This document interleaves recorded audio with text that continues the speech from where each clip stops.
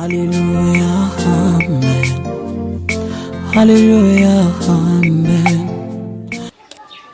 Bienvenue, chers amis, à notre rendez-vous des disciples. Ce numéro d'aujourd'hui, c'est un numéro qui est consacré au grand secret de Dieu. Le grand secret de Dieu, nous l'avons intitulé le mystère de Dieu.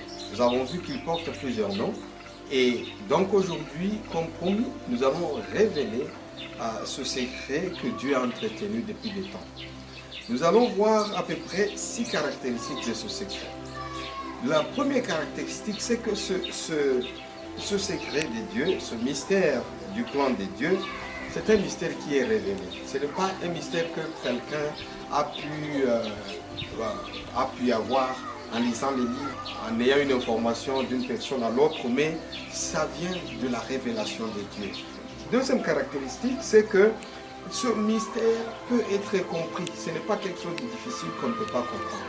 Donc, si réellement tu lis la parole de Dieu, si tu sondes les Écritures et si tu es en relation avec le Saint-Esprit, c'est sûr que ce mystère, on peut le comprendre. Troisième caractéristique, c'est que ce mystère est écrit. Paul l'a écrit pour que ça puisse servir aux générations futures. Et donc, dans Romains 16, 25 à 26, c'est là où il dit que ce mystère, lui, il l'a écrit. Et donc, toi aussi et moi, nous pouvons profiter de ce que Paul a écrit pour pouvoir cerner ce mystère. Et quatrième caractéristique, on dit que ce mystère peut être lu. On peut le lire. Ce n'est pas seulement que c'est quelque chose qui vient de bouche à oreille, par tradition orale. Non, on peut le lire. On peut lire ce mystère. Donc jusqu'aujourd'hui, depuis la révélation du mystère au sein, jusqu'aujourd'hui, on peut le lire. Ça, on le trouve dans Ephésiens 3, versets 4 à 5e caractéristique. Comprendre ce mystère, ce n'est pas difficile. Donc on peut le comprendre. Et ça, c'est Ephésiens 3, verset 4. Enfin, ce mystère, c'est un mystère qui a de l'autorité. C'est-à-dire, si on lit Ephésiens 1, verset 10, la Bible dit que tout va être sous la domination de Christ. Les choses qui sont sur la terre et les choses qui sont dans les cieux, les gouvernements, les dominations, les autorités, les principautés, tout cela doit être sous l'autorité, sous la domination du Christ. Alors, ce mystère a 3 choses principales. La première chose, c'est que les païens, ils sont co-héritiers, ils sont membres de la famille de Dieu et ils ont de l'héritage avec Christ. Ça, c'est la première chose. La deuxième chose, c'est que les chrétiens forment un même corps avec tous ceux qui vont croire en Jésus. Et quatrième chose, et les païens sont aussi tributaires de la promesse que Dieu a donnée en Jésus-Christ. Et cette promesse, nous connaissons, c'est le Saint-Esprit. Donc, le Saint-Esprit ne devait pas être seulement pour certains, même les nations aussi avaient cette possibilité de recevoir le Saint-Esprit. Quel est ce mystère? Quand nous lisons Jean 1, verset 1, la parole dit qu'au commencement était la parole. La parole était avec Dieu et la parole était Dieu. Ce mystère que Dieu a caché depuis des générations, c'est un mystère qu'il a ordonné avant la fondation des temps. Il savait que l'homme allait trébucher, l'homme allait tomber, allait chuter, et c'est pourquoi il a pourvu quelqu'un pour pouvoir libérer l'homme. Et ce libérateur s'appelle Jésus-Christ de Nazareth. Donc le secret, le grand secret de Jésus, en 2 volets. Premier volet, c'est Jésus qui est la parole vivante de Dieu, qui était avec Dieu et qui est Dieu.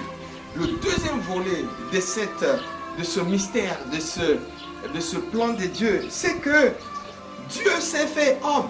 Donc Dieu en nous. Ce Dieu qui est insondable, qu'on ne peut pas cerner, qui est grand, qui est tout puissant. Et pourtant ce Dieu se retrouve dans l'homme comme Emmanuel. Voilà les 2 volets qui démontrent le grand secret de Dieu.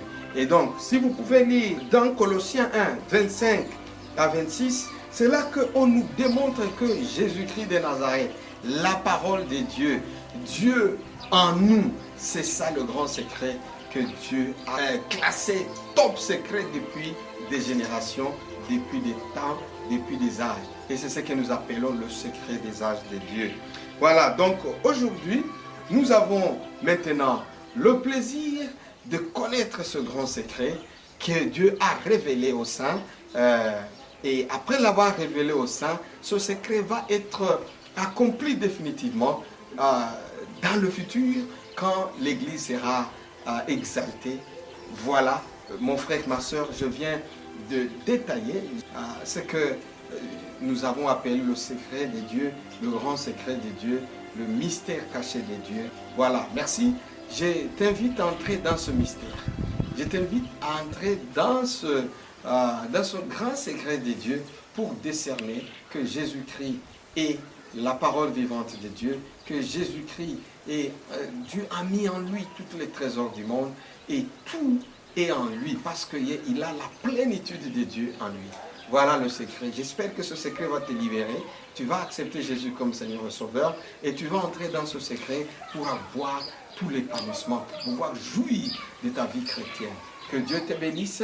Continue de suivre le numéro suivant. Et si tu as des questions, essaie de nous balancer ces questions et nous allons répondre par mail ou par tous les moyens que nous aurons à notre disposition. Et la gloire va revenir à notre Dieu. Soyez bénis tous au nom puissant de Jésus. Amen. Alléluia. Amen. Amen. Nakumisi Yesu masiya na ngai pona nyonso asaleli ngai nazangi eloko ya kopesa toto mobimba libonza talo otikike mwa banjelu na lola olati nzoto kokani na ngai ofuti nyo